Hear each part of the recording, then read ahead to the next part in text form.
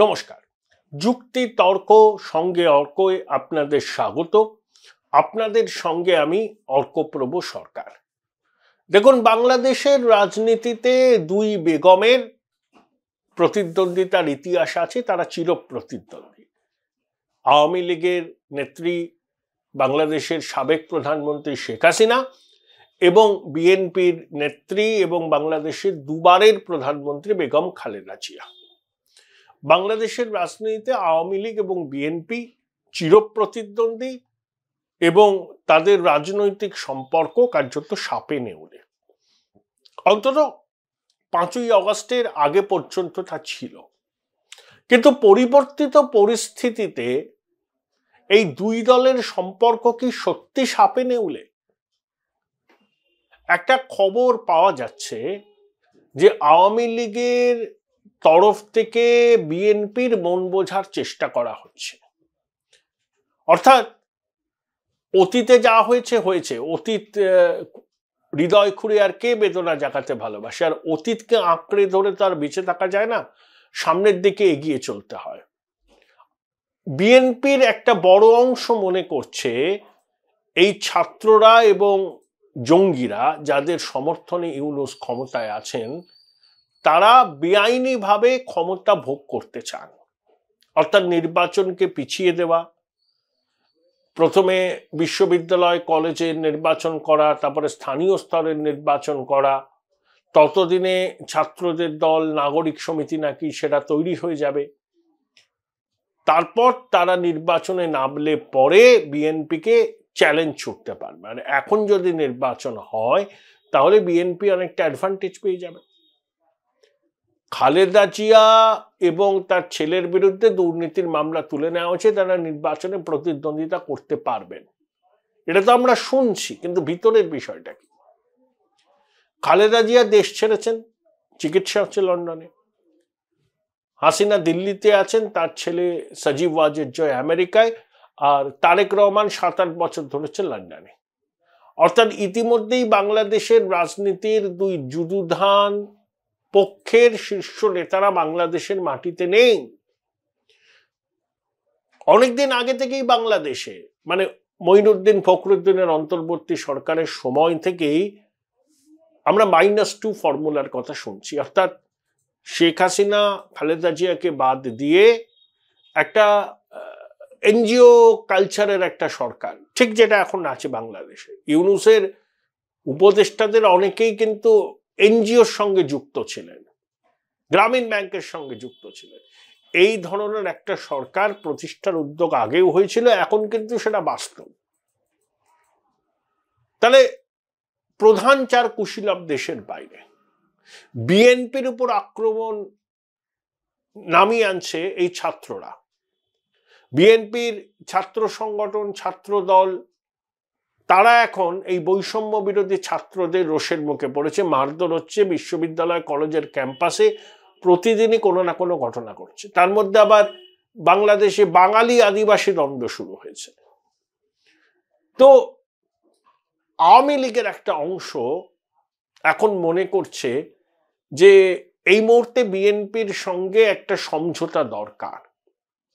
যদি সেই সমঝোতা না করা যায় তাহলে বাংলাদেশের রাজনীতি থেকে বিএনপি এবং আওয়ামী লীগ মুছে যাবে এবং দেশটা চলে যাবে জঙ্গি জিহাদিদের হাতে, এবং তাতে সেনাবাহিনীর একটা অংশের ভূমিকা থাকবে। সেই জন্য দুই বেগমকে কাছাকাছি আনার চেষ্টা হচ্ছে। দেখুন, দুজনের মধ্যে সম্পর্কের তিক্ততা আছে, এবং খালেদা জিয়াকে জেলবন্দি করে রেখেছিলেন শেখ হাসিনা। তিনি বিদেশে চিকিৎসা করতে যাওয়ার অনুমতি চেয়েও পাননি, এখন তিনি গেছেন চিকিৎসা করতে। জিয়া চ্যারিটেবল ট্রাস্টের দুর্নীতির অভিযোগে তারেক রহমান এবং খালেদা জিয়ার বিরুদ্ধে অভিযোগ আছে। এই দুর্নীতির অভিযোগে তারেক রহমান দীর্ঘদিন স্বদেশে ফিরতে পারেননি। বিএনপি মনে করে যে শেখ হাসিনা মুক্তিযুদ্ধটাকে কার্যত পৈতৃক সম্পত্তি হিসাবে ট্রিট করতেন। জিয়াউর রহমান নিজে একজন মুক্তিযোদ্ধা ছিলেন, কোর কমান্ডার ছিলেন, তিনি স্বাধীনতার ঘোষণা করেছিলেন, কিন্তু জিয়াউর রহমানকে বাংলাদেশের ইতিহাসে স্থান দেওয়া হয়নি। আবার আওয়ামী লীগের অভিযোগ যারা মুজিবকে হত্যা করেছিল জিয়াউর রহমান রাষ্ট্রপতি হিসেবে তাদেরকে ক্ষমা করে দিয়েছিলেন এবং তারা গুরুত্বপূর্ণ পদও পেয়েছিলেন।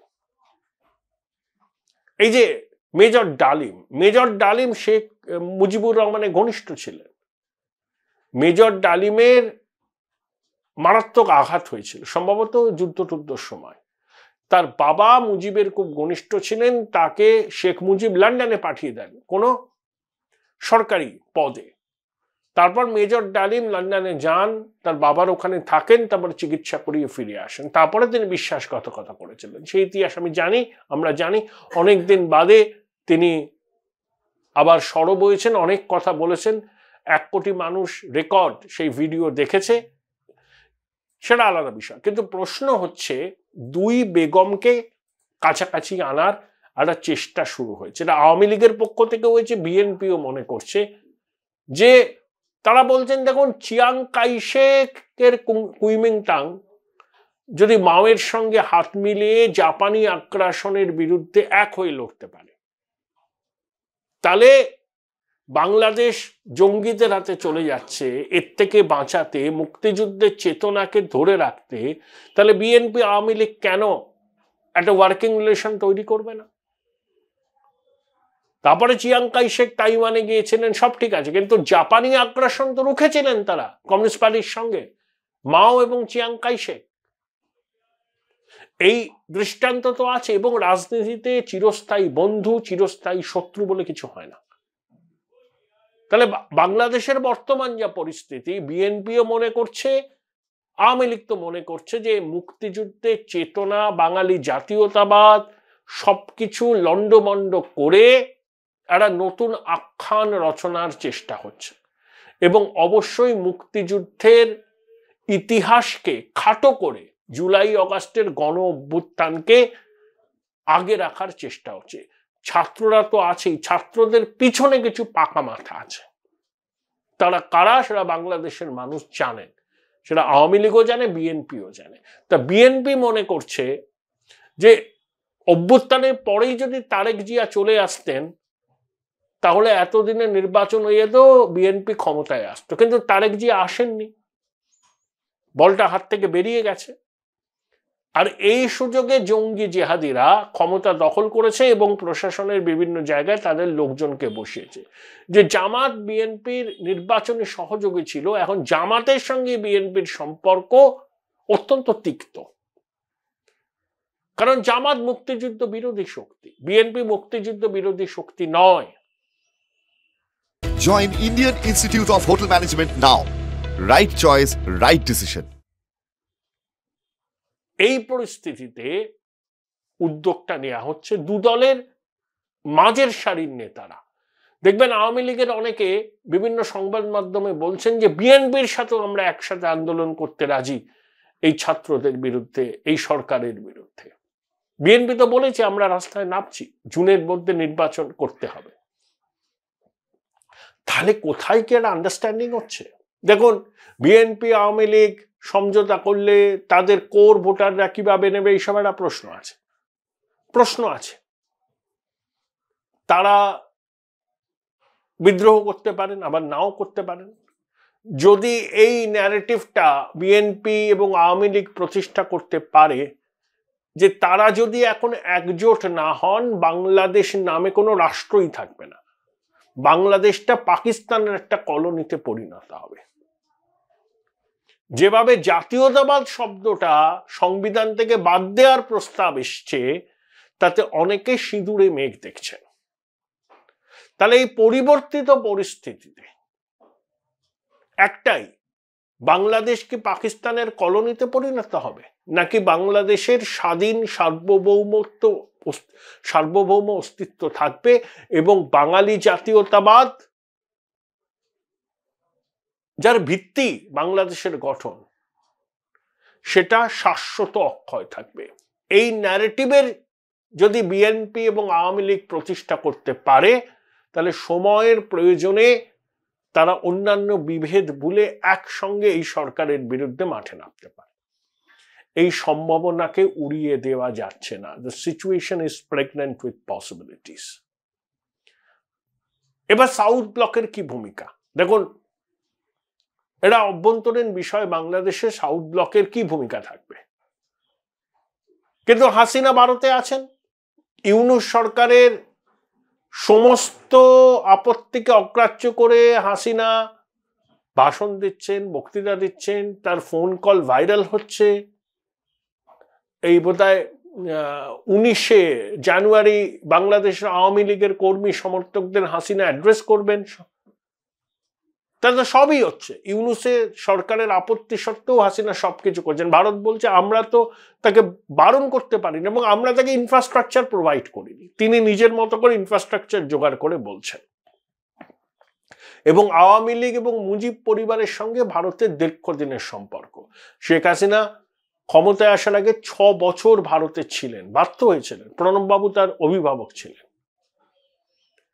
গান্ধী পরিবারের সঙ্গে তার ঘনিষ্ঠ সম্পর্ক, এবং শেখ হাসিনার যে ভারতে আছেন, ভারতের সব রাজনৈতিক দলের মধ্যে একটা ঐক্যমত্য তৈরি হয়েছে। আর বিএনপিও বলছে যে ভারত শুধু আওয়ামী লীগের চোখ দিয়ে দেখেছে বাংলাদেশ, তার খেসারত দিতে হচ্ছে, বিএনপি সম্পর্কের উন্নতি করতে চায়। আর ভারতও মনে করছে যে বিএনপি দ্বারা প্রতিষ্ঠিত রাজনৈতিক দল, খালেদা জিয়া দুবারের প্রধানমন্ত্রী ছিলেন, বিএনপির জনসমর্থন আছে, বাংলাদেশকে জঙ্গিদের হাতে যদি চলে যায় সেটা ভারতের পক্ষে খুব উদ্বেগের বিষয়। শুধু ভারতের নয়, ভারতীয় উপমহাদেশের অন্য রাষ্ট্রের পক্ষে, এমনকি পশ্চিম দুনিয়ার পক্ষেও। কারণ জিহাদি সন্ত্রাসীরা সব জায়গায় হামলা চালাতে পারে। তাই সাউথ ব্লকও ভেবে থাকতে পারে, আমি কনফার্ম নই, যে 2 বেগমকে একটা মঞ্চে আনা বা একটা টেবিলে আলোচনা শুরু করার ক্ষেত্রে তাদের ভূমিকা থাকতে পারে, থাকতেই পারে, কোনো নিশ্চয়তা নেই, কোনো খবরও আসেনি। কিন্তু ভারতের সেনাপ্রধান বললেন না সেনা দিবসের আগে বাংলাদেশের সেনাবাহিনীর সঙ্গে তাদের ভালো সম্পর্ক আছে, এবং গণ অভ্যুত্থানের দিন সেনাবাহিনী বা ভারতের সেনাপ্রধান বাংলাদেশের সেনাপ্রধান কথাবার্তা বলেছেন, এবং বাংলাদেশের সেনার দিক থেকেও ভারতীয় সেনাবাহিনী কোনো আগ্রাসনের আশঙ্কা করছেন, এবং ভারতীয় সেনাপ্রধান বলেছেন তারাও বাংলাদেশকে নিশানা করছে না। এবং এটাও বলেছেন সার্বিক সম্পর্ক তখনই হবে যখন একটা ভোটের মাধ্যমে নির্বাচিত সরকার হবে। অর্থাৎ সেনাপ্রধান তো কোনো রাজনীতির কথা বলেন না, তো সেনাপ্রধান হঠাৎ করে এটা বললেন কেন? এমনি এমনি বলেছেন না, এটা ভারত সরকারের অবস্থান। এখন যেটা আছে সেটা কাজ চালানো।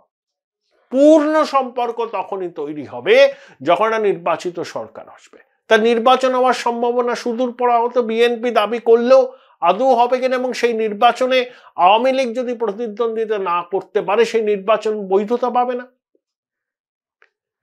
আবার বিএনপিও চাইছে আওয়ামী লীগ প্রতিদ্বন্দ্বিতা করুক, ছাত্র জনতারা চাইছে না। তাহলে এই সন্ধিক্ষণে 2 বেগমকে যদি এক টেবিলে আনা যায়, যদি আলোচনার প্রক্রিয়া শুরু করা যায়, তাহলে বাংলাদেশের একটা গণতান্ত্রিক সরকার নির্বাচিত হতে পারে। যেই নির্বাচিত গণতন্ত্রের মাধ্যমে, ভোটের মাধ্যমে, তাতে আওয়ামী লীগ বিএনপি সহ সব দল প্রতিদ্বন্দ্বিতা করবে, ছাত্ররা যদি দল করে তারাও প্রতিদ্বন্দ্বিতা করবে। এই আলোচনাটা কিন্তু ক্ষমতার অলিন্দে চলছে।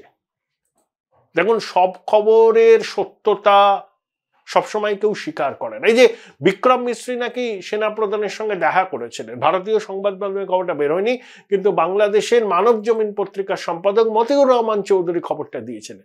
তাহলে বাংলাদেশের সেনাপ্রধান খবরটা যে মিথ্যে সেটাও বলেনি, খবরটা যে সত্য সেটাও বলেনি। তাহলে রাজনীতিতে সবসময় 2-2-4 হয় না। এরকমও হতে পারে যে 2 বেগম একসাথে এলেন সময়ের প্রয়োজনে, বাস্তবের পরিস্থিতি বিবেচনা করে। ওই একটাই কারণে, বাংলাদেশ যাতে পাকিস্তানের কলোনি না হয় এবং মুক্তিযুদ্ধের আদর্শ যেন জঙ্গিরা ভুলিয়ে দিতে না পারে। এই ন্যারেটিভে দুটো দল একজোট যদি হয়, অবাক হওয়ার কোনো কারণ থাকবে না। দেখা যাক সময় কি বলে।